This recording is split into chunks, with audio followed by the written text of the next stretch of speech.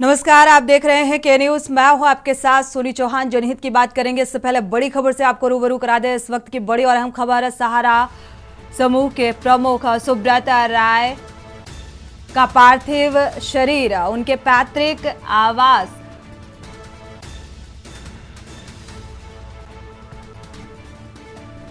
तो पहुंचेगा। फिलहाल ये अहम खबर सामने आ रही है। एयरपोर्ट से सहारा शहर के लिए पार्थिव शरीर रवाना हुआ है।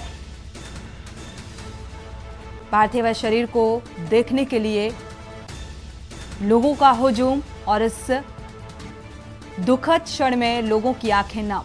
तो सहारा श्री के सुब्रता राय का पार्थिव शरीर एयरपोर्ट पहुंचा है।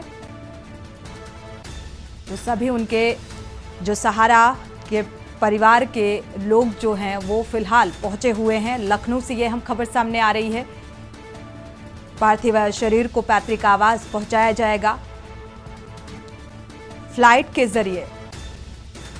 तो फिलहाल लखनऊ एयरपोर्ट पहुंचा है और एयरपोर्ट से सहारा शहर के लिए पार्थिव शरीर रवाना होगा।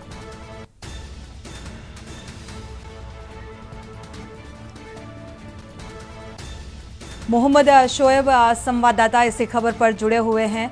मोहम्मद, अगर देखा जाए फिलहाल एयरपोर्ट में किस तरीके की चहलकदमी देखने को मिल रही है? बिल्कुल, आपको बता दें कि इस वक्त हम सहारा समय सुब्रत राय के आवास के सामने खड़े हुए हैं, जहां सुब्रत राय का निधन के कारण जो लोग यहां पर मौजूद है, आपको भीड़ दिखाना चाहते हैं। वो उनकी आर्थिक शरीर जो है एयरपोर्ट से इनके आवास के लिए रवाना हो गई है। पूरी तरीके से देख लीजिए, यहाँ कुछ ही मिनट में, कुछ ही चंद मिनट में आर्थिक शरीर सुब्रत राय का मौके पर यहाँ पहुंच रहा है इनके आवास पर। आपको बता दें, जिस तरह से लोग यहाँ पर मौजूद है, सभी की आंखें नम दिख रही हैं। आपको बता दें, जिस तरह से आंखें नम, काफी लोग यहाँ पर उदास भी दिख रहे हैं और काफी लोगों को जो है हुजूम लगा हुआ है। जिस तरह से लोग काफी परेशान दिख रहे हैं। इन लोगों को आपको बता दें, काफी लाखों परिवार इनके सुब्रत राय का सहारा बना हुआ था। लेकिन सहारा में आपको बता दें, जिस तरह से कर्मचारी जितने भी लोग यहाँ पर मौजूद है, काफी भीड़ लगी हुई है। आपको बता दें कि लगातार जो है लोगों का आना जाना, दूर दराज से भी लोग काफी आए हुए हैं। जिस तरह सुब्रत राय के निधन पर कड़ी निंदा जताते हुए लोग काफी, आपको बता दें, नेता और काफी कई समाजवादी पार्टी के कुछ लोग भी नेता यहाँ पहुंचे हुए, प्रदेश अध्यक्ष पहुंचे हुए हैं। आपको बता दें, जिस बिल्कुल देखा जाए मोहम्मद शोएब, तो यहाँ पर जो राजनीतिक दलों से अलग अलग पार्टी के लोग हैं वो भी पहुंच रहे हैं, क्योंकि यहाँ से कुछ ही देर बाद, जैसा कि आपने कहा, पार्थिव शरीर रवाना होगा, उनके पैतृक आवास पहुंचेगा। और इस वक्त सहारा समूह से जुड़े हुए क्या कुछ लोग भी मौजूद हैं इस दुखद क्षण में? बिल्कुल, आपको बता दें, जो हमारे पीछे जो भीड़ लगी हुई है सहारा समाज, ये लोग ही कर्मचारी हैं जो जहाँ पर जुड़े हैं उनसे। सहारा समय से जो आप भीड़ देख रहे हैं, उनकी इंतजार में ये लोग खड़े हुए हैं। आर्थिक शरीर कुछ ही मिनट में, कुछ पल में यहाँ पर आर्थिक शरीर पहुंचा। इनकी सभी की आंखें नम दिख रही हैं। काफी लोग उदास दिखे हैं। जिस तरह से सुब्रत राय एक लोगों का सहारा बने हुए थे, काफी उनसे लोग जुड़े हुए थे। एक बड़ी हस्ती है, बड़े बिजनेसमैन सहारा सुब्रत राय को जाना जाता है। श्री सुब्रत राय का जिस तरह से निधन हुआ है, वो काफी लोगों में शोक दिखा। हमारे पीछे जिस तरह से लोग, आपको भीड़ दिख रही है, ये सुब्रत राय का इंतजार कर रहे हैं। वो गाड़ियां भी कुछ ही चंद मिनट पे एयरपोर्ट से जिस तरह से वो गाड़ी निकल के रवाना हो चुकी है, आप देख सकते हैं। उनके इंतजार में चारों तरफ से बैरिकेडिंग लगा दी गई है। काफी लोग यहाँ पर दूर दराज से लोग आए हुए हैं। काफी बिल्कुल लगा हुआ है। देखा जाए मोहम्मद शोएब, तो यहाँ पर एक काफी हुजूम देखने को मिल रहा है, क्योंकि अपने आप में एक बड़ा नाम, एक बड़ी हस्ती, और जिसकी देखा जाए एक बड़ी क्षति हुई है, और इसे दुखद क्षण जहां पर लोग पहुंच रहे हैं अंतिम दर्शन के लिए। और यहाँ पर क्या फिल्मी हस्तियां भी क्या पहुंची हुई हैं, इस बारे में कोई जानकारी? राजनीतिक राजनेता पहुंच रहे हैं फिलहाल? बिल्कुल, कई बड़ी हस्ती पहुंची यहाँ पर। सुब्रत राय से जुड़े हुए लोग भी पहुंचे हैं। आपको बता दें कि अभी चंद मिनट पहले कुछ लोगों के द्वारा बात चल रही थी कि अमिताभ बच्चन का भी यहाँ पहुंचना लाजमी लग रहा है, क्योंकि वो भी काफी सुब्रत राय से जुड़े हुए थे। काफी बड़ी हस्ती है अमिताभ बच्चन। एक आपको बता दें, इनके साथ साथ पॉलिटिशियन भी, कई पॉलिटिशियन यहाँ सुब्रत राय के आवास पर पहुंच चुके हैं और समाजवादी पार्टी के नेता भी यहाँ पर पहुंचे हैं। और जिस तरह से उनका इंतजार में लोग दूर दराज से लोग आए हुए हैं। काफी ये दुख की घड़ी है, जो कि सुब्रत राय का जो है एक नाम, एक बड़े बिजनेसमैन के नाम से जाना जाता था। जिस तरह उनके शो की घड़ी निधन होने का काफी लोगों को आंखें नम दिख रही हैं और काफी लोगों को दुख हुआ इस चीज का। जी बिल्कुल, कहा जाता है सहारा समूह से जुड़े हुए हर एक शख्स एक परिवार की तरह रहा है हमेशा, और आज भी जब जिक्र होता है इस बात का कि सहारा समूह एक परिवार, और इस वक्त ऐसे में ये अपूरणीय क्षति है सहारा समूह के लिए। जिस तरीके से अंतिम विदाई और पार्थिव शरीर को पहुंचाने के लिए अब से कितना वक्त और लगने वाला है मोहम्मद शोएब? लगभग कितना वक्त और, जब यहाँ से ये पार्थिव शरीर रवाना होगी, और लोगों की किस तरीके की मनोदशा फिलहाल देखने को मिल रही है इस क्षण में?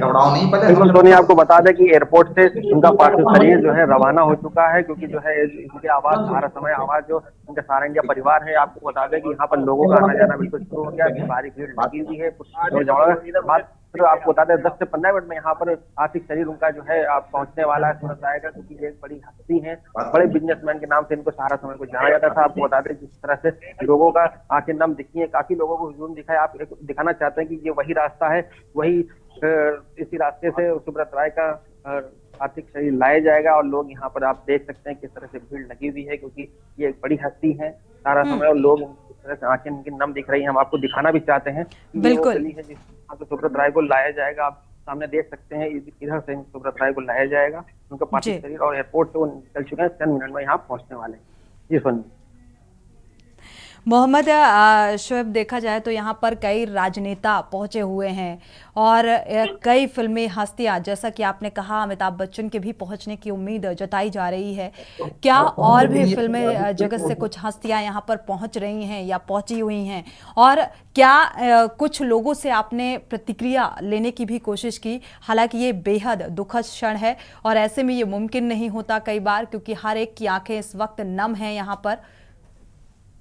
क्या कुछ प्रतिक्रिया? बिल्कुल सोनिया, आपको बता दें जो यहाँ सहारा परिवार से जुड़े लोग थे वो यहाँ पर मौके पर मौजूद हैं। आपको बता दें बड़ी हस्ती, अगर हम बात करें अभिनेताओं की, तो कहीं ना कहीं चर्चाओं में है कि वो पहुंच सकते हैं। आपको बता दें जो राजनीतिक दल है वो यहाँ पर पहुंच चुके हैं, कई राजनीतिक दल है। यहाँ पे कुछ लोग हैं, हम उनसे बात भी करेंगे कहाँ से आए हैं और कहाँ किस तरह से लोग देख रहे हैं केस को। सर क्या नाम है आपका?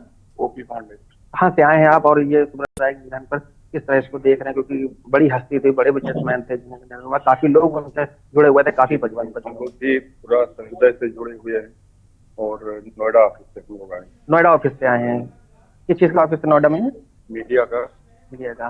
तो बिल्कुल आप देख सकते हैं काफी लोग जुड़े हुए हैं, जो उनका पूरा परिवार था, सहारा इंडिया परिवार, जो लोग यहाँ दूर दराज से आए हुए हैं, और भी लोग यहाँ पर एम्प्लॉय होंगे। यहाँ बात करेंगे, आखिर जानेंगे ये कहाँ से आए हैं, कौन लोग जुड़े हुए हैं। बिल्कुल देख सकते हैं ये वही पूरी लोग हैं जो सहारा समय परिवार से जुड़े हुए लोग हैं। पूरी तरीके से यहाँ लोगों इंतजार में खड़े, उनके इंतजार आंखों नम। बिल्कुल अंतिम दर्शन के लिए लोग इंतजार करते हुए नजर आ रहे हैं, और अब से कुछ ही देर बाद यहाँ से पार्थिव शरीर रवाना होगा, उनके पैतृक आवास पहुंचेगा। शुक्रिया इस तमाम जानकारी को साझा करने के लिए। और यहाँ पर राजनेता भी पहुंच रहे हैं, फिल्मी जगत से भी कुछ हस्तियां पहुंच रही हैं इस अंतिम विदाई की तरफ, क्योंकि पहले ये पार्थिव शरीर उनके पैतृक आवास पहुंचेगा, और अब से कुछ ही देर बाद रवानगी होगी। तो एक अपूरणीय क्षति, पूरा देश शोक में है।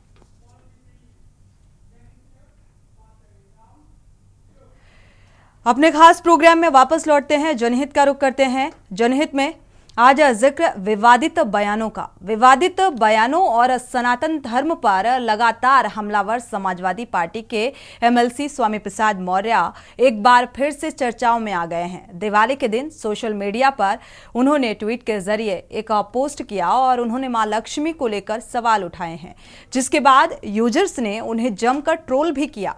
आपको बता दें, स्वामी प्रसाद मौर्य ने सोशल मीडिया पर प्लेटफॉर्म एक्स पर लिखा है कि दुनिया में सभी बच्चे 2 हाथ, 2 पैर, 2 कान, 2 आंख के साथ पैदा होते हैं, तो मां लक्ष्मी के 4 हाथ कैसे? दिवाली पर अपने इसी पोस्ट को लेकर स्वामी प्रसाद मौर्य यूजर्स के निशाने पर आ गए। और आपको बता दें कि इससे पहले वो भगवान राम के रामचरितमानस और ब्राह्मणों को लेकर भी विवादित बयान दे चुके हैं, और काफी सुर्खियां बटोरी, जिसके बाद उन पर एफआईआर तक दर्ज हो गई थी। सुर्खियों में रहने के लिए राजनीतिज्ञों के ऐसे बयान भले ही विवाद का कारण बनते हों, लेकिन ऐसे बयानों से कहीं ना कहीं जनता के बीच भ्रम की स्थिति पैदा हो जाती है। पहले आपको रिपोर्ट दिखाएंगे, जनता की राय भी साझा करेंगे, और इसी मुद्दे को लेकर चर्चा करेंगे। स्वामी प्रसाद मौर्य एक बार फिर से अपने बयानों के चलते चर्चा में। आपको बता दें, बीते दिन सोशल मीडिया पे स्वामी प्रसाद मौर्य ने पोस्ट किया था जिसमें जो देवी लक्ष्मी है उनके प्रति कटाक्ष किया था। वहीं आपको बता दें, जिसके बाद बीजेपी ने स्वामी प्रसाद मौर्य के साथ साथ सपा को भी आड़े हाथ लिया था। वहीं इंडिया गठबंधन की कई पार्टियों ने भी स्वामी प्रसाद मौर्य के इस बयान की निंदा की है। आपको बता दें, कांग्रेस का यह कहना है कि जो सपा है उस सपा में कई बीजेपी के ऐसे एजेंट आ चुके हैं जो सपा को अंदर से खोखला कर रहे हैं। वहीं आज हजरतगंज थाने में हिंदू महासभा ने भी प्रदर्शन किया है स्वामी प्रसाद मौर्य के बयान को लेकर। आपको बता दें कि स्वामी प्रसाद मौर्य के खिलाफ तहरीर भी हजरतगंज थाने में दी गई है। के न्यूज के लिए लखनऊ से अरमान आसिफ। देखिए कि जैसा आपने कहा, स्वामी प्रसाद मौर्य के इस बयान को ले उस उपलक्ष्य में मैं कुछ नहीं कह सकता हूँ। एक कुत्सित मानसिकता और देखिए विक्षिप्त हो गए। वो क्या बोल देंगे। 80 करोड़ लोगों की आस्थाओं का विषय है और श्री रामचरितमानस हमारी आस्था की पुस्तक है। देखिए, उनका दिमाग का इलाज होना चाहिए और मैं इसकी घोर भर्त्सना और निंदा करता हूँ। देखिए, महालक्ष्मी के बारे में इस प्रकार के बयान देना, जब आप जानते नहीं, वेद पुराणों का आपने अध्ययन नहीं किया, केवल आप छद्म प्रसिद्धि पाने के लिए अनाप शनाप बयान देते रहते हो और इस प्रकार के बयानों से कुछ होना जाना है नहीं। और देखिए, विनाश काले विपरीत बुद्धि, और इस मानसिकता का परिचय है। अब उनको किसी हॉस्पिटल में बैठा जाए, उनका मानसिक इलाज किया जाए। अब इस प्रकार की टीका टिप्पणी करने वालों को क्या बोलूं।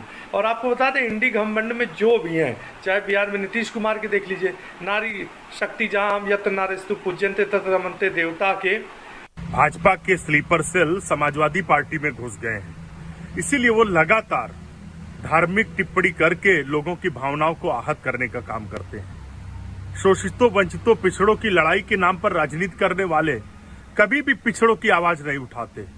कांग्रेस पार्टी लगातार जाति जनगणना के मुद्दे पर बीजेपी से सवाल कर रही है और स्वामी प्रसाद मौर्य पिछड़ों और शोषितों, वंचितों के नाम पर लड़ाई लड़ने के बजाय कभी वो देवी देवताओं के ऊपर टिप्पणी करते हैं, कभी वो रामचरितमानस पर टिप्पणी करते हैं। इससे ये पता चलता है कि जो मुद्दे हैं, जिन मुद्दों को लेकर श्री राहुल गांधी जी भारत जोड़ो यात्रा कन्याकुमारी से कश्मीर तक 4000 किलोमीटर की निकाली, उन मुद्दों को खड़ा किया। कांग्रेस पार्टी उन मुद्दों पर काम कर रही है, उन मुद्दों पर भाजपा सरकार से लड़ रही है। तो समाजवादी पार्टी के स्वामी प्रसाद मौर्य का बयान एक बार फिर से इसके चलते वो विवादों में घिरते हुए नजर आ रहे हैं और इसको लेकर तरह तरह की राजनीतिक दलों से प्रतिक्रियाएं सामने आ रही हैं, पक्ष विपक्ष की तरफ से। कुछ का मानना है विनाश काले विपरीत बुद्धि, कुछ का मानना है मानसिक रूप से पूरी तरीके से वो असंतुलन खो बैठे हैं, उनका संतुलन बिगड़ गया है और उन्हें डॉक्टर को दिखाया जाना चाहिए। इस तरीके की प्रतिक्रियाएं निकलकर सामने आ रही हैं। लेकिन इन सबके बीच राजनीतिक बयानबाजी से परे आम जनता इस बयान को लेकर क्या सोचती है और इसमें दर्शकों की राय भी बेहद महत्वपूर्ण हो जाती है। और इसी को लेकर आज हम चर्चा भी करेंगे, क्योंकि किसी के भी, जब हम व्यक्तिगत किसी के रूप को लेकर कोई कमेंट्स नहीं कर सकते हैं, यह अधिकार नहीं है, तो फिर आप कैसे किसी के चरित्र या रूप को लेकर आप कोई टिप्पणी कर सकते हैं, यह भी एक बात है।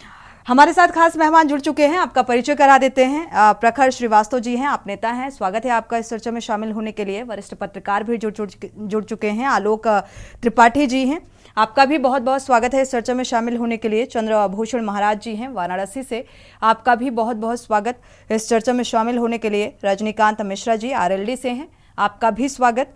और साथ ही कांग्रेस प्रवक्ता भी अब से कुछ देर बाद जुड़ेंगे। शुरुआत कर लेते हैं महाराज जी से, चंद्रभूषण जी से।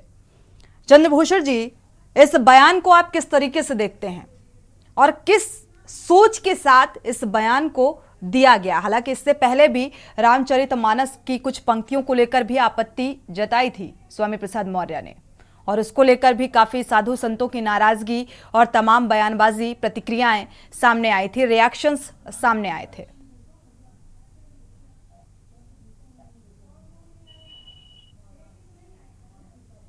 क्या सुन पा रहे हैं चंद्रभूषण जी?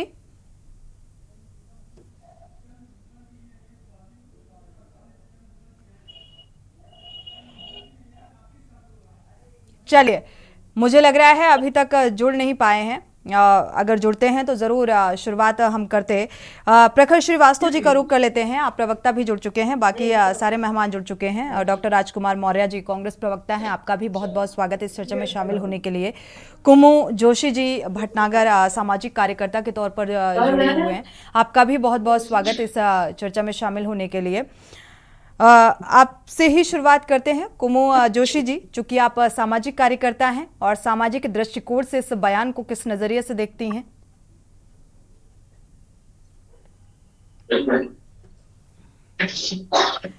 कुमु जोशी जी। सर्वप्रथम, और देखिए, जहां तक बात होती है धार्मिक मुद्दों की, तो मुझे लगता है किसी को भी किसी प्रकार की किसी के धर्म के लिए कोई भी गलत टिप्पणी करने का हक नहीं है, क्योंकि हर की एक बहुत बड़ी आस्था का मुद्दा होता है। सबकी आस्थाएं उसके साथ जुड़ी होती हैं, और अगर आप ऐसी टिप्पणियां करते हैं तो कहीं ना कहीं आप अपनी इमेज खराब करते हैं, आप दूसरे की आस्था को हर्ट करते हैं। किसी की भी आस्था को हर्ट करना, सबसे पहले तो ये बहुत बड़ा पाप कहा जाता है, किसी को भी हर्ट करना। पहले तो किसी को आप हर्ट ही ना करें। और लेकिन अगर किसी के धार्मिक मुद्दों को लेकर अगर ये आप बातें करते हैं, चाहे वो कोई भी पार्टी हो, तो ये बहुत ही गलत बात है कि आप एक धर्म को निशाना बना के या किसी देवी देवता को निशाना बना के उस पर टिप्पणी करके आप ये किसी देवी देवता की इंसल्ट नहीं कर रहे, वो अभद्रता उनके साथ नहीं कर रहे हैं। आप अपने व्यक्तित्व को झलका रहे कि आपका अपना क्या व्यक्तित्व है। तो ये एक बहुत ही मतलब क्या बोलेंगे, बहुत ही बुरी चीज है, जो सामाजिक तौर पर आपकी क्या एक इमेज दिखाती है। वो आपकी इमेज खराब कर रही है ना। किसी का क्या जा रहा है, ठीक है, दूसरों को तो हर्ट होगा ही होगा, दूसरे आपके विरोध में ही बोलेंगे। तो ऐसी कोई भी टिप्पणी, कोई भी सरकार हो, कोई भी व्यक्ति हो, तो हम लोग तो समाज में सिखाते ही है, बच्चों को भी सिखाया जाता है कि आप अच्छी बातें बोले, अच्छा बोलें, जो भी बोले मुंह से ऐसा बोले। शब्द एक बहुत बड़ा एक तीर का काम करते हैं। अगर आप अच्छा बोलेंगे तो सामने वाले पे आपकी अच्छा व्यक्तित्व झलकेगा, आप बुरा बोलेंगे तो बुरा झलकेगा। आप समाज में क्या दिखाना क्या चाहते हैं? बिल्कुल, वाकई कहते हैं व्यक्तित्व और जिस तरीके से जो लहजा होता है वो बता देता है कि आपका व्यक्तित्व क्या है, और ये बेहद मायने रखता है। और इसमें कोई जरूरी नहीं है कि आप किसी एक पर्टिकुलर पार्टी से जुड़े तभी ऐसा हो रहा है। ये एक व्यक्तित्व क्या ना, अपना एक अलग ही व्यक्तित्व होता है एक किसी भी व्यक्ति का।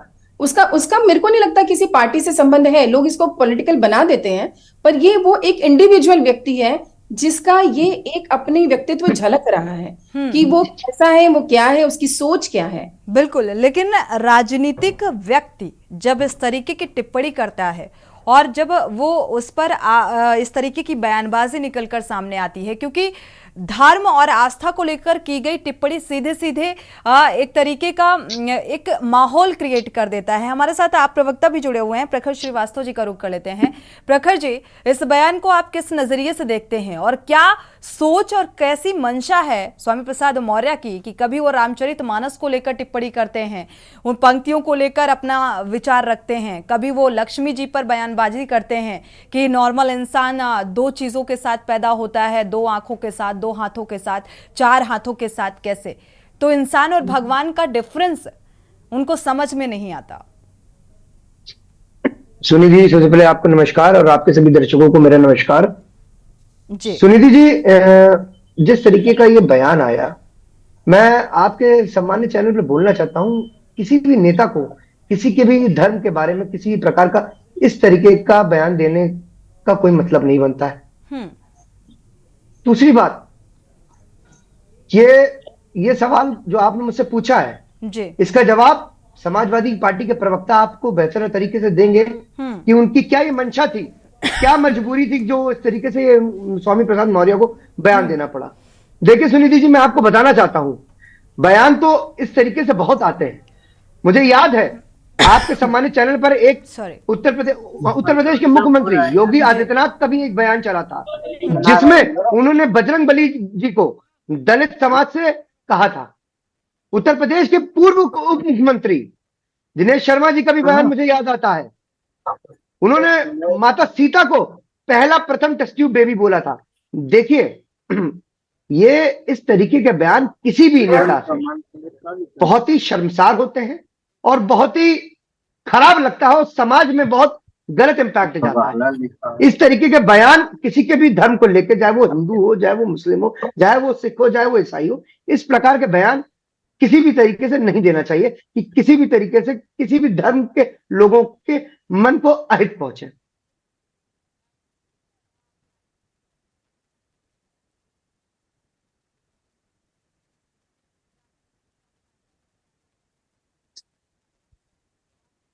जो मानसिक संतुलन है वो स्थिर नहीं है, और इस तरीके की जो हमारे राजनेता है, क्योंकि स्वामी प्रसाद मौर्य का भी अपना एक देखा जाए तो राजनीतिक अनुभव रहा है और एक नाम रहा है, और इस तरीके की बयानबाजी देना कहां तक लाजमी है, इसमें दर्शकों की राय भी बेहद महत्वपूर्ण हो जाती है। रजनीकांत मिश्रा जी का रुख कर लेते हैं, आरएलडी प्रवक्ता जुड़े हुए हैं। रजनीकांत जी, इस बयान को लेकर आपकी प्रतिक्रिया? धर्म के मान मंदिर ऊपर जाने के लिए इधर से जाए, इधर से। हमारे साथ चंद्रभूषण महाराज जी भी जुड़ चुके हैं, स्वागत है आपका इस चर्चा में शामिल होने के लिए। जी रजनीकांत जी, देखिए, इस तरह से किसी भी नेता को, राजनेता को या किसी को भी किसी के धर्म पर इस तरह का बयान देना बहुत ही अशोभनीय है। और ये दूसरी तीसरी घटना है स्वामी प्रसाद मौर्य जी की। ये बीजेपी से निकल के आए, समाजवादी पार्टी ने इनको ज्वाइन कराया, और ये क्या सोच के इस तरह का काम कर रहे हैं, मुझे तो लगता है कि इनका दिमागी दिवालियापन है। ये देखिए, ये मैं इस तरह से इस बात को, जहां इस देश को धर्मनिरपेक्ष देश कहा जाता है, आप किसी देश किसी धर्म को मानते हो, मुझे जहां तक मालूम है लोग कहते हैं स्वामी प्रसाद मौर्य जी बौद्ध धर्म को मानते हैं। अरे भगवान बौद्ध ने तो जो चीजें सिखाई, आप उसी का पालन कहां कर रहे हैं? बिल्कुल बिल्कुल, उसी का पालन आप कहां कर रहे हैं? भगवान बुद्ध ने तो इतनी बढ़िया चीजें सिखाई, उनको तो सभी मानते हैं। बिल्कुल, किसी धर्म के लोग, बौद्ध धर्म भी इस बात की इजाजत नहीं देता है कि इस तरीके की टिप्पणी की जाए। भगवान बुद्ध ने तो कभी कोई ऐसी चीज नहीं बताई कि जिस पर इस तरह की बातें की जाए जिससे समाज बटे। आपने एक करोड़ों वर्षों से चली आ रही परंपरा पर आपने वो किया। आप कितने बड़े ज्ञानी हैं, आपने कौन से धर्म पढ़े हैं, आपने कितना शोध किया है, आपने क्या किया धर्मों पर शोध? आप बिला वजह छपने के लिए, मीडिया में हाईलाइट होने के लिए कुछ भी बोल देंगे। बिल्कुल, ये बातें ठीक नहीं है। कोई भी धर्म, देखिए, अपने धर्म को मानते हुए जो सभी धर्मों की इज्जत करता है वही इंसान है और वही सच्चा हिंदुस्तानी है। जो अपने धर्म को मैं मानिए, लेकिन इज्जत सभी धर्मों की कीजिए। हम लोग उसके अनुयायी हैं और हम उसी का पालन करते हैं, इसलिए हम इस बात से कभी समर्थन नहीं रख सकते कि स्वामी प्रसाद मौर्य ने ये बात सही कही। इनके ऊपर आज की सरकार को इनके ऊपर कड़ी कार्रवाई करनी चाहिए। इसका संविधान में प्राविधान भी है कि जो इस तरह की टिप्पणी करें उनके ऊपर कार्रवाई होनी चाहिए। सबसे अहम बात, अपने यहाँ तो आस्था के नाम पर लोग पागल हो जाते हैं। आस्था, सनातन और धर्म, ये इसके अलग ही मायने और महत्व हैं। हर कोई बेहद गंभीर है जी। राजनीति में लाने के बाद ये सारी प्रक्रियाएं शुरू हुई। बिल्कुल बिल्कुल, राजनीति भी इनसे बहुत गहरी तरीके से अब जुड़ चुकी है, क्योंकि राजनीति अब धर्म के नाम पर राजनीति, आस्था के नाम पर, संप्रदाय के नाम पर अब राजनीति हो रही है, और राजनीति हो रही है इन सब के नाम पर। तो इस तरीके की बयानबाजी अब सामने आ रही है। दर्शक इसी बीच जुड़ चुके हैं, उनकी राय साझा कर लेते हैं, इसके बाद वापस लौटते हैं चर्चा में। सुरेश अवस्थी जी जुड़े हुए हैं, स्वागत है आपका, अपनी राय साझा कर सकते हैं सुरेश जी। मैं ये कहना चाहता हूँ, जो राजनीतिक दल के लोग हैं, जो हिंदू धर्म के ऊपर जो ऐसी बयानबाजी करते हैं, इनके जो राष्ट्रीय अध्यक्ष माननीय अखिलेश यादव जी हैं, इनको सोचना चाहिए जैसे अनगढ़ बयानबाजी करने से पार्टी की छत को धुंधेल होना है। भारतीय जनता पार्टी जीतती है और जीतती चली आई। 2024 में इनको झुकना ही पड़ेगा इंडिया गठबंधन को। शुक्रिया हमारे साथ जुड़ने के लिए और ये राय साझा करने के लिए। अगले दर्शक चेन्नई से जुड़े हुए हैं, प्रेम जी, स्वागत है आपका, अपनी राय साझा कर सकते हैं प्रेम जी। मैं ये बोल रहा हूँ कि ये राजनीतिक पार्टियों ने हमारी जो ये आस्था है या किसी के प्रति जो सम्मान है उसको नष्ट करके छोड़ दिया। आज आप एक आस्था बोलते हैं, ये बात मैं मानता हूँ, धर्म के नाम पर इसके लिए देशी विचार हो जाता है। आप देखिए, एक माननीय दूसरे माननीय को कैसे कोस रहा है, कैसे गालियां दे रहा है, उसकी निंदा कर रहा है, उसके लिए भी केस चल रहे हैं ना। इसका मतलब हमने कहाँ से सीखी? एक दूसरे की बदनामी करना, निंदा करना, यही तो राजनीति का सबसे बड़ा दांवपेच हो गया है। उसी के लिए वोट मांगने के लिए राजनीतिक पार्टियों ने जो सिखाया, आगे आने वाली पीढ़ी खाली भगवान को नहीं है, ये जो माननीय लोग एक दूसरे के प्रति बोल रहे हैं, इनके लिए अब आने वाली पीढ़ी जब ये नहीं रहेंगे, इनके लिए भी ऐसे ही अपशब्द का प्रयोग करेगी, जैसे कि ये हमारे जो माननीय चले गए उनके लिए अपशब्द का प्रयोग कर रही है। ठीक है, शुक्रिया। किस तरीके से बदलाव आ रहा है, शुक्रिया हमारे साथ जुड़ने के लिए और ये राय साझा करने के लिए। और मानसिक स्थिति जो है हर एक व्यक्ति की वो कैसी होती जा रही है धर्म को लेकर, आस्था को लेकर। हमारे साथ और भी मेहमान जुड़े हुए हैं। कांग्रेस प्रवक्ता का रुख कर लेते हैं, इसके बाद रुख करेंगे महाराज जी का, सनातन धर्म से जुड़े हुए हैं। कांग्रेस प्रवक्ता का रुख कर लेते हैं राजकुमार जी। अगर देखा जाए विपक्षी अलायंस और ऐसे में ये बयानबाजी समाजवादी पार्टी की तरफ से स्वामी प्रसाद मौर्य की, देखिए, एक राजनीतिक तौर पर, राजनीतिक व्यक्ति के तौर पर स्वामी प्रसाद मौर्य जी का बयान अच्छा नहीं कहा जा सकता है। राजनीतिक व्यक्तियों को जनभावना का सम्मान करना चाहिए। हमारी जानकारी कुछ भी हो, लेकिन हमें ये इस बात का हमें ध्यान रखना चाहिए कि और लोग क्या सोचते हैं। तो ये कतई अच्छा नहीं कहा जा सकता है। स्वामी प्रसाद मौर्य जी जो है ओबीसी के नेता हैं, इनको ओबीसी से संबंधित बहुत सी समस्याएं हैं, उन पर फोकस करना चाहिए, जात जनगणना पर फोकस करना चाहिए। लेकिन ये पता नहीं क्यों हमेशा धर्म और इस तरह क्यों बोलते हैं, ये उनको अपनी समीक्षा करनी चाहिए। और शब्द चयन, हिंदू धर्म का तो बहुत अच्छा ये स्वभाव रहा है, वो आलोचना पसंद करता है और अपने आप को करेक्ट करता है और बढ़िया करता है। लेकिन उस शब्द चयन जो है बहुत अच्छा होना चाहिए। बिल्कुल इसी सनातन संस्कृत हिंदू धर्म में कबीर जैसे लोग रहे हैं जिन्होंने इसको और ऊंचे आदर्श दिए हैं। लेकिन स्वामी प्रसाद जी को शब्द चयन ध्यान में रखना चाहिए और लोक भावना को भी ध्यान में रखना चाहिए। बाकी वो वैज्ञानिक सोच रखते हैं और ठीक है, भगवान बुद्ध की विचारधारा को मानते हैं, वैज्ञानिक सोच रखते हैं, लेकिन माफ कीजिएगा, वैज्ञानिक सोच भी ये नहीं कहती कि आप किसी भी देवी देवता को लेकर ऐसी टिप्पणी करें। बिल्कुल, हमने कहा कि उनको इस चीज से बचना चाहिए, जनभावना का सम्मान करना चाहिए। आप किसी चीज को अच्छे से अच्छे शब्द में बता सकते हैं, समझा सकते हैं, लेकिन पता नहीं क्यों बार बार ऐसा बोलते हैं। हमें तो संदेह होता है कहीं बीजेपी द्वारा जो है समाजवादी पार्टी में वो गए हैं, अपना वहां कार्य कर रहे हैं, सीधा फायदा इसको बीजेपी को मिलता है। उनको सामाजिक मुद्दों पर, पिछड़ों के मुद्दों पर लड़ना चाहिए। जात जनगणना पर कांग्रेस लड़ रही है, ये उनका काम है, लेकिन हम लोग बराबर। तो ये साफ है राजकुमार जी आपकी बात से कि ये राजनीतिक फायदे के लिहाज से ही ये बयानबाजी दी गई है। भाई, इसका फायदा किसको मिल रहा है? बीजेपी को मिल रहा, सीधा सीधा। बीजेपी के नेता भी किसी तो फायदा दिला कौन रहा है, ये भी तो सोचना होगा। समाजवादी पार्टी और विपक्षी अलायंस, इसका खामियाजा विपक्षी अलायंस को भी भुगतना पड़ सकता है इस तरीके की बयानबाजी से। देखिए, हम उनकी बात की जो है, हमने कहा ना कि इस बात को हम सही नहीं कर सकते, कांग्रेस पार्टी कभी नहीं। और जब एक ऐसा नहीं है, ये पहली बार बयान दिया है स्वामी प्रसाद मौर्य ने। इससे पहले भी जब उन्होंने रामचरितमानस को लेकर ये बयान, कुछ पंक्तियों को लेकर जो बयान उन्होंने दिया और आपत्ति जताई, तो तभी क्यों नहीं इस तरीके का सबक कहते हैं। अगर एक बयान इस तरीके का आया और चर्चा का विषय बन गया और तमाम हाय तौबा मची, तो उसको लेकर उसके बाद फिर इस तरीके का बयान आना, तो ये मानसिक विकृति हो चली है कि नहीं, मुझे ऐसे ही बयान देने हैं, देवी देवताओं पर टिप्पणी करनी है। देखिए, ये जो बयान आया है उसमें और रामचरितमानस वाले बयान पर अंतर है।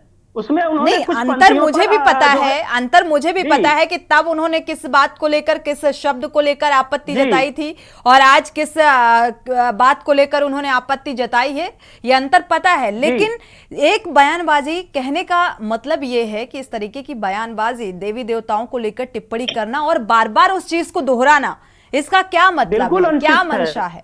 बिल्कुल अनुचित है। हम कांग्रेस पार्टी की तरफ से बता रहे हैं कि हम इसे कभी भी अच्छा नहीं कर सकते हैं।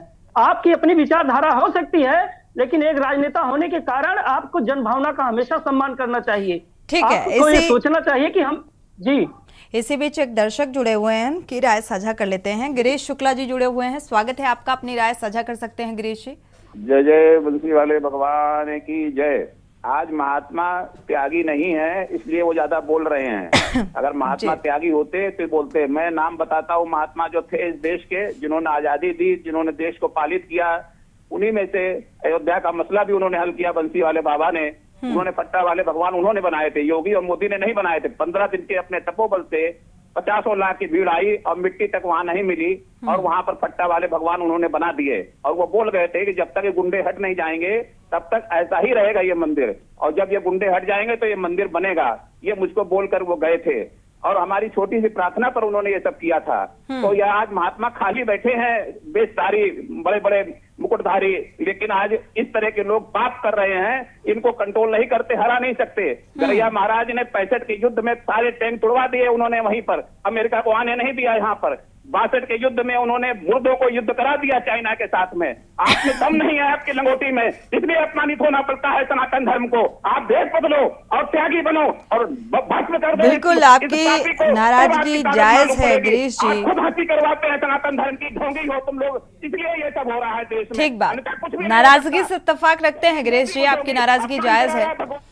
शुक्रिया हमारे साथ जुड़ने के लिए और ये राय साझा करने के लिए, और किस तरीके का माहौल और क्या मैसेज देने की कोशिश की जा रही है इन राजनीतिक जो नेता हैं, जो राजनेता हैं, इस तरीके की टिप्पणी देवी देवताओं को लेकर और सीधा प्रहार सनातन पर, और इसको लेकर साधु संतों पर भी नाराजगी देखने को मिल रही है। लगातार हम चर्चा कर रहे हैं स्वामी प्रसाद मौर्य के बयान को लेकर, जिस तरीके से लक्ष्मी जी के 4 हाथों को लेकर उन्होंने टिप्पणी की, बयानबाजी दी है, और इसको लेकर लगातार जो रिएक्शंस है वो सामने आ रहे हैं। हमारे साथ चंद्रभूषण महाराज जी सनातन धर्म से जुड़े हुए हैं, और आलोक जी त्रिपाठी जुड़े हुए हैं एज ए वरिष्ठ पत्रकार। रुख कर लेते हैं आलोक जी का। आलोक जी, इस बयान के क्या कुछ मायने और क्या सोच इसके पीछे की आप देख पा रहे हैं? क्या माहौल बनाने की कोशिश की जा रही है ऐसे बयानबाजी के जरिए? देखिए सोनी जी, स्वामी प्रसाद मौर्य ने जो बयान दिया इस बार या इसके पहले रामचरितमानस को लेकर के, आपको याद होगा इसके पहले भी उन्होंने एक बार भगवान गणेश के बारे में बसपा में थे तब बयान दिया था। तो ये इसी तरह के बयान देते रहते हैं और इसी बहाने वो चर्चा में रहते हैं। उसके अलावा इनके पास देखिए कुछ है नहीं, तो ये चर्चा में कैसे आए? तो ये, और राजनीतिक दल के नेता देखिए, आप राजनीति में हैं, आप जनप्रतिनिधि हैं, आप जनता की बात करिए, आप जनता की समस्याओं की बात करिए, देश का कैसे विकास हो उसकी बात करिए। आप उन मुद्दों को छोड़ करके आप उन मुद्दों की बात करते हैं, उस धर्म की बात करते हैं जिससे लाखों करोड़ों अरबों देश के लोग प्रभावित होते हैं, जिससे उनकी आस्था पर ठेस पहुंचती है। तो जाहिर सी बात है कि आपका मकसद देश की जनता का विकास नहीं, जनप्रतिनिधि के जो आप चुने गए हैं उसका मतलब नहीं। आप सिर्फ चर्चा में रहने के लिए इस तरह के बयान देते हैं, और इसका फायदा आपकी पार्टी को या आपके जो विपक्ष में है उसकी पार्टी को किसी न किसी को होता रहेगा। वो आपका अपना जो मकसद है वो सीधा होता रहेगा। तो ये इस तरह के बयान ये पहले भी देते रहे हैं, और इसका कोई मकसद नहीं है, इनको ज्यादा तूल देने वाला नहीं है। और मैं तो ये कहता हूं कि सरकार ने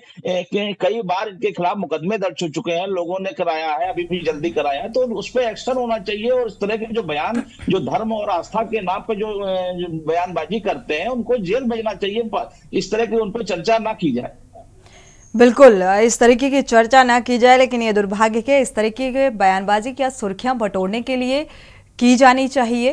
क्या सुर्खियां इतनी जरूरी हो जाती हैं कि इस तरीके की टिप्पणी की जानी चाहिए? आलोक जी जी देखिए सोनी जी, जब ये बसपा में थे तो बहुत कम इनको बोलने का मौका मिलता था, क्योंकि बसपा में बोलने किसी भी नेता को बोलने की आजादी नहीं रहती थी, पहले भी और आज भी। बिल्कुल, बसपा में थे तो बोलने का मौका नहीं मिला, और समाजवादी पार्टी में आए तो इतना बेबाकी के साथ कुछ भी बोल देते हैं कि वो सुर्खियां बन जाती हैं और उस पर चर्चाएं शुरू हो जाती हैं।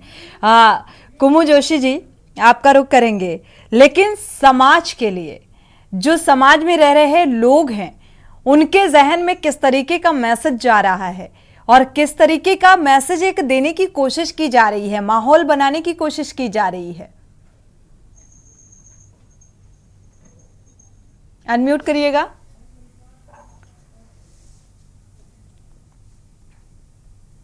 ये बात तो निश्चित है कि जैसे मैंने पहले भी बोला था कि सबसे पहले तो साफ झलक यही जाती है कि हम जो बोल रहे हैं उससे हमारा क्या व्यक्तित्व झलक रहा है। तो चाहे वो बच्चे देखें इसको, चाहे बड़े देखें, चाहे बुजुर्ग देखें, चाहे वो पॉलिटिकल पार्टीज देखें, समाज में कोई भी अगर इसको देखता है, या महिलाएं देखें, तो जो भी आप भाषा इस्तेमाल कर रहे हैं, आप किसी भी धर्म के प्रति अगर कोई टिप्पणी कर रहे हैं, तो हर बात को कहते हैं ना, बोलने से पहले 10 बार सोचना चाहिए कि आप बोल क्या रहे हैं। आप जब बिना सोचे समझे कोई बात बोलते हैं, तो उससे सिर्फ आप ही का व्यक्तित्व नहीं, आप जिस भी पार्टी से जुड़े हैं, आप जिस भी परिवार से जुड़े हैं, आप जिस समाज से जुड़े हैं, वो सब उससे प्रेरित होते हैं और सब उससे कनेक्टेड हैं, तो सब पर उस पर प्रभाव पड़ेगा ना सबका।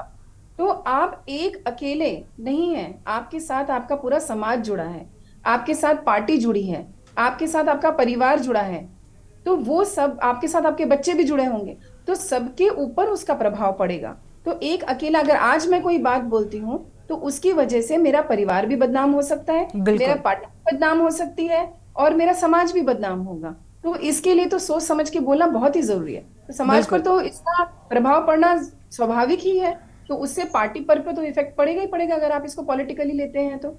बिल्कुल।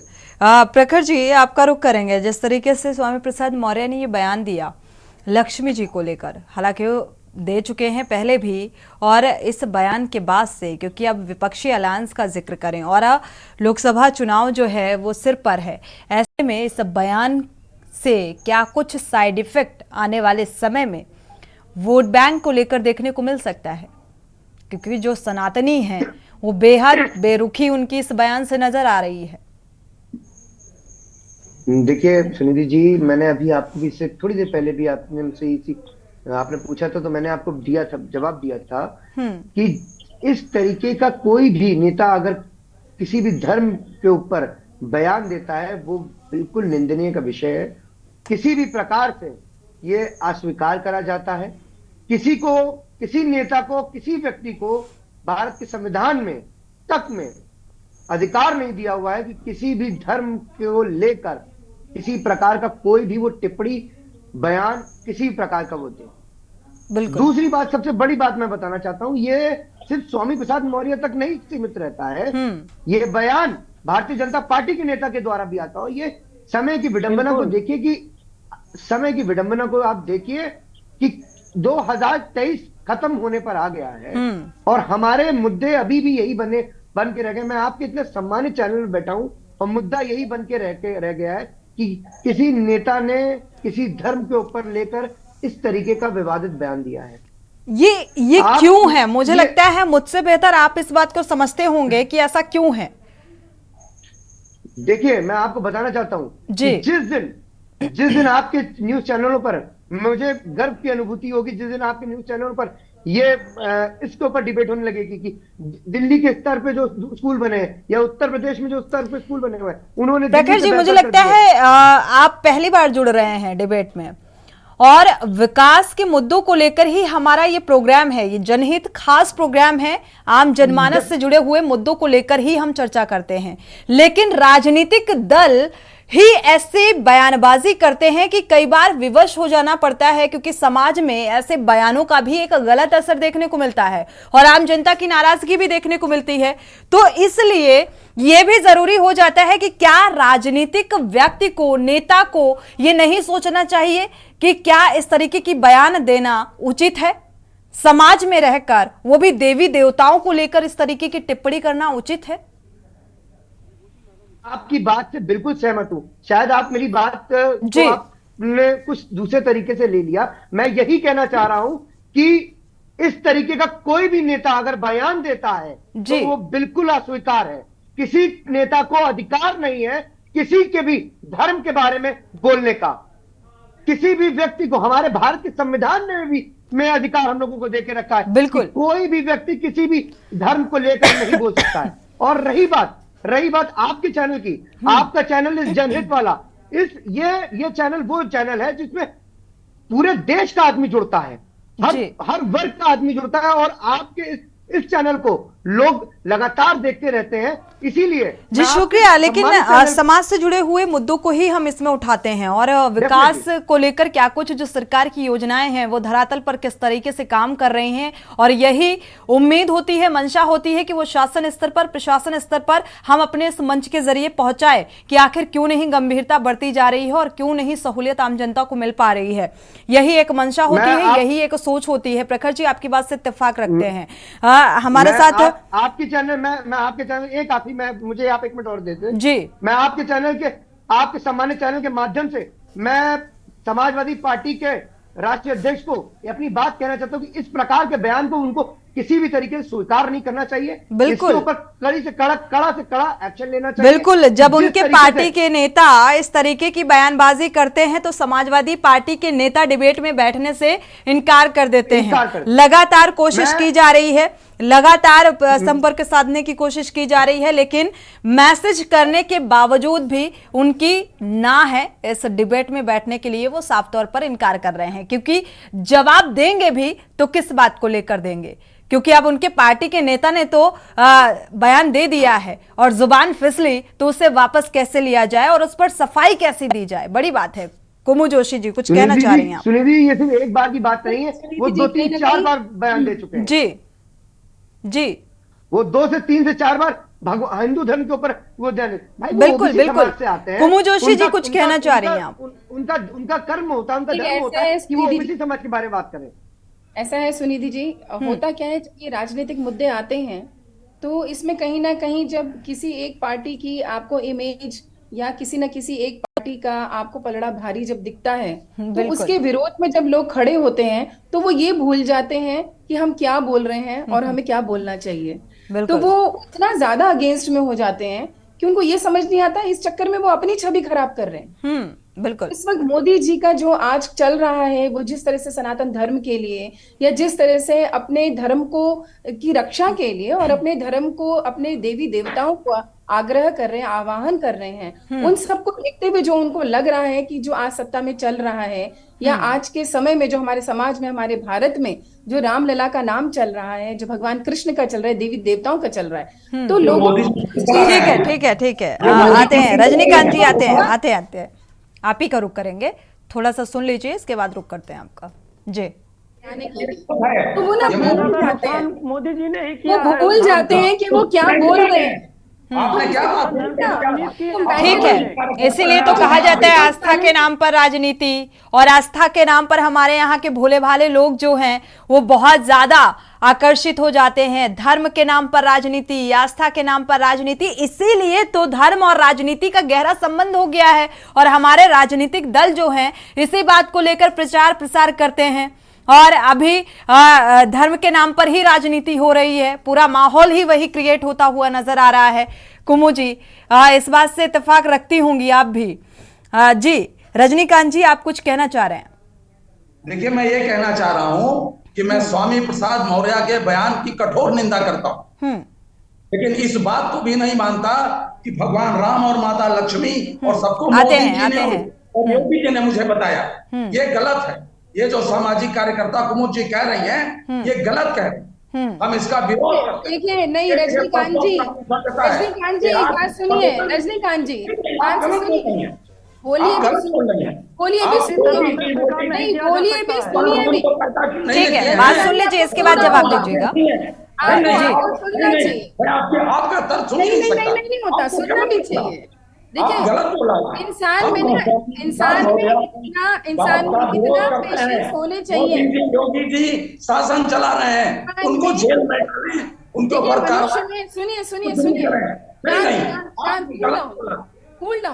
सुनिए ठीक है शांत तो रहिए। रजनीकांत जी ठीक है, आपको इस बात से आपत्ति है? कुमु जी, ये कहने का मुद्दा ये नहीं है। ठीक है, इस बात से आपत्ति होनी भी चाहिए, इस बात से आपत्ति होनी भी चाहिए रजनीकांत जी। ठीक है, इस बात का जवाब दे रही है कुमु जोशी जी, आप इस बात के जवाब दीजिए, इसके बाद हम रुख करते हैं राजकुमार जी का।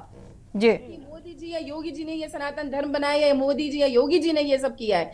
देखिए, होता ये है, हम भी कोशिश करते हैं कि हम अपने बच्चों को अपनी आस्था, अपने धर्म की शिक्षा दे, ठीक है ना। लेकिन हम अपने बच्चे को स्कूल भेजते हैं, हम ये क्या उससे अपेक्षा करते हैं कि वो स्कूल में उसको जो पढ़ाया, मौर्य के बयान को गलत कहा। सब्र करना सीखिए, थोड़ा सब्र करना सीखिए, बयान की सराहना नहीं की। सुन लीजिए। आप RLD को आप करते हैं ना, आपका उसका वो कर रहे हैं, उसको रिप्रेजेंट कर रहे हैं, तो उसकी भी इज्जत रखिए, 2 मिनट सुनने का भी पेशेंस रखिए। जल्दी से एज ए सामाजिक कार्यकर्ता अगर आप हैं यहाँ पे, कुमु जोशी जी अपनी बात को थोड़ा सा जल्दी से खत्म करें तो हम आगे बढ़े। कांग्रेस प्रवक्ता इंतजार कर रहे हैं जी। ऐसा होता है जब आप किसी धर्म, कोई भी धर्म हो, चाहे आप हो, मैं हूं, या मोदी जी हैं, योगी जी हैं, देखिए होता ये है कि क्योंकि वो लोग ऐसे पोजीशन पे, वो लोग ऐसे पद पर बैठे हैं जो ज्यादा से ज्यादा, हम भी अवेयरनेस प्रोग्राम करते हैं, लिमिट में कर सकते हैं, लेकिन वो जिस पोजीशन पे बैठे हैं, वो उस पोजीशन में बैठे रहते हुए उनके पास इतने अधिकार हैं कि वो अपने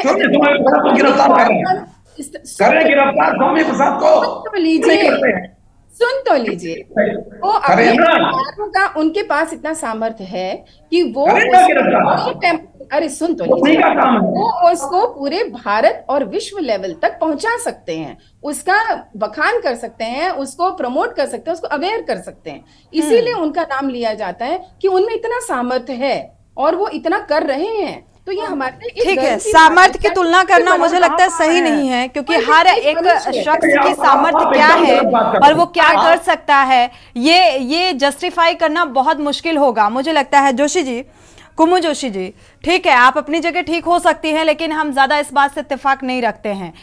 मुझे लगता है कर्म प्रधान होता है, और कर्म और जो जिम्मेदारी होती है, जो एक राजा की प्रजा के प्रति जिम्मेदारी होती है कि उसकी बेसिक मूलभूत सुविधाओं का ध्यान रखना, और किस तरीके की दिक्कतें हैं, जो समाज में आज गरीबी है, महंगाई है, वो स्तर अगर कम होता तो मुझे लगता है ये बहुत मायने रखता है। ठीक है, इस बात को लेकर आपस में बहस नहीं करना चाहिए। मुझे लगता है ये इस बात के लिए हमने ये डिबेट नहीं रखी है। जोशी जी और रजनीकांत जी, हम स्वामी प्रसाद मौर्य के बयान को लेकर चर्चा कर रहे हैं। हमारे साथ कांग्रेस प्रवक्ता जुड़े हुए हैं, डॉक्टर राजकुमार मौर्य जी कुछ कहना चाह रहे हैं। जी, अभी कुमु जी बोल रही थी जी, तो हमें ये लग रहा था इनकी बातें जो है कंगना रनावत से एकदम मिलती जुलती हैं, उसमें कोई अंतर नहीं है। इनकी हर बात की हम निंदा करते हैं। जैसे तो कंगना रनावत के आप विरोधी हैं क्या? विरोधी नहीं है, देखिए फिर देखना चाहिए ना, अरे आंख होनी चाहिए देखने के लिए। इन्होंने जो जिस तरह से मोदी जी, योगी जी इनको दिखाई पड़ते हैं, हम इनको जो है इनके सामने सनातन धर्म का अनुसरण कंगना रनावत भी करती हैं।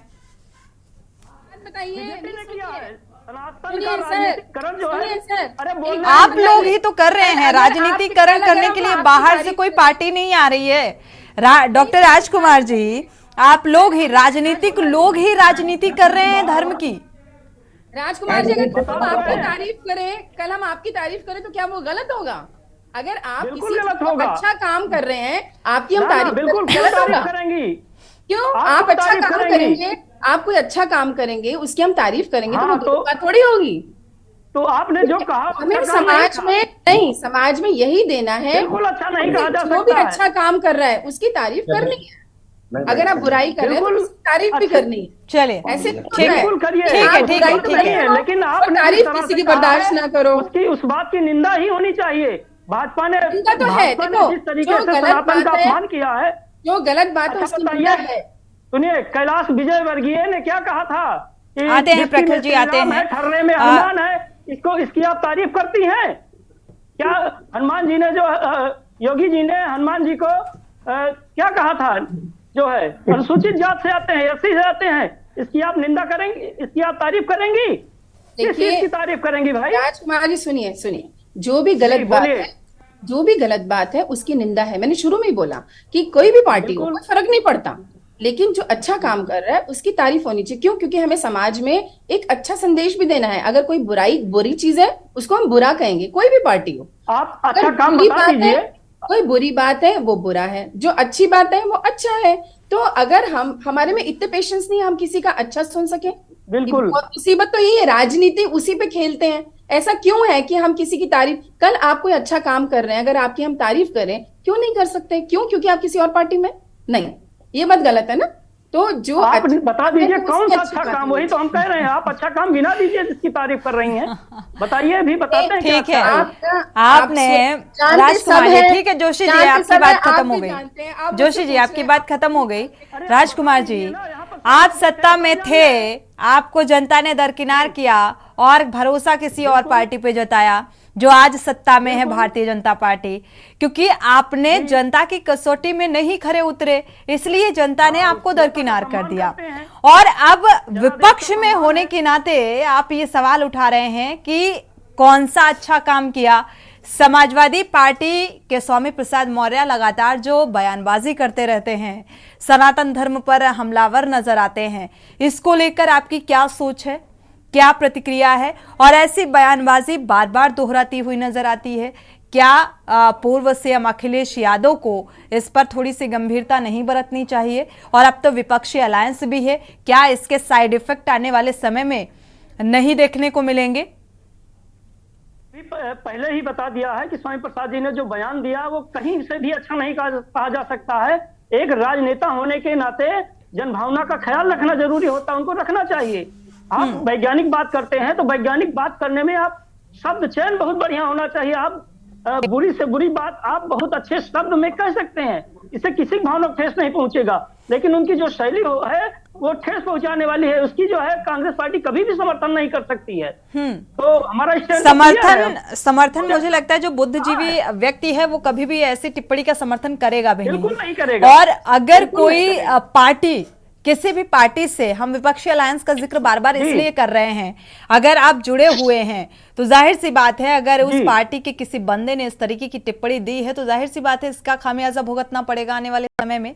बिल्कुल भुगतना चाहिए। देखिए, हम फिर बताते हैं, सनातन के सबसे ज्यादा नुकसान भाजपा ने किया। क्यों किया? देखिए, स्वामी प्रसाद जी का मामला है, ऐसे कैलाश विजयवर्गीय बोलते हैं, योगी जी खुद बोलते हैं, बीजेपी के नेता बोलते हैं। बताइए, विधुरी ने, जो सांसद विधुरी ने है, संसद में सरेआम गालियां दी, बताइए आतंकवादी कहा, क्या क्या नहीं। हर जगह तो यही तो सिस्टम खराब करते हैं।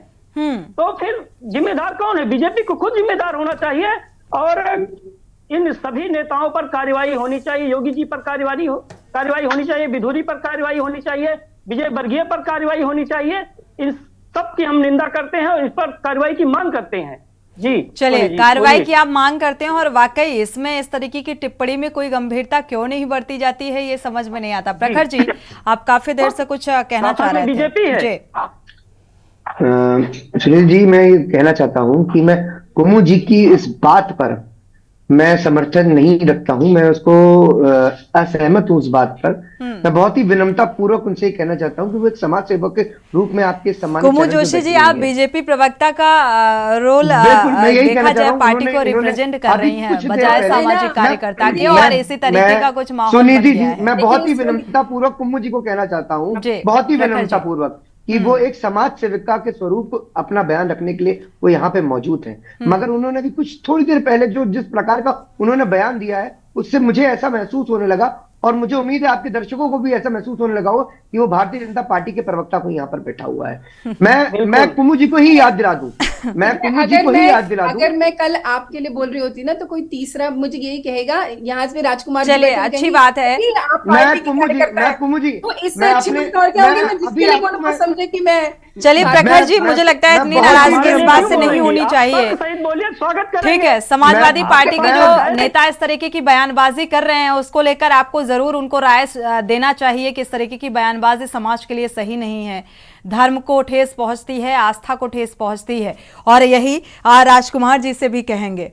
आप सभी मेहमानों का इस चर्चा में शामिल होने के लिए बहुत बहुत शुक्रिया। चूंकि समय कम है, हम चर्चा को आगे नहीं बढ़ा सकते, लेकिन ये कहा जाता है भाषा से व्यक्तित्व का और नजर से नजरिए का पता चल जाता है, और इसीलिए हर एक शख्स को ये जानना और ये समझना बेहद जरूरी होता है। लेकिन ये हमारे जो राजनेता हैं ये इस बात को समझने को तैयार नहीं है, और इसीलिए इस तरीके की बयानबाजी देते रहते हैं और सुर्खियां बटोरते रहते हैं।